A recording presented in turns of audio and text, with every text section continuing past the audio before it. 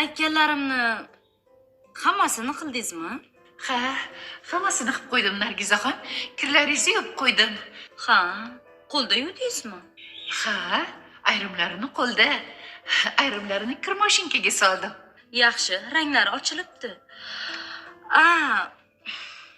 Dadajonim aytgandilar.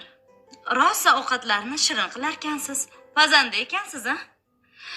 Shunga bugun qo'lingizdan bir ovqat yeylik. Shunga bolalar bilan bo'lib ancha payt xamir ovqat yemay qo'ydim. Bir xamir ovqat yeylik. Shirin qilib mant qilib bering.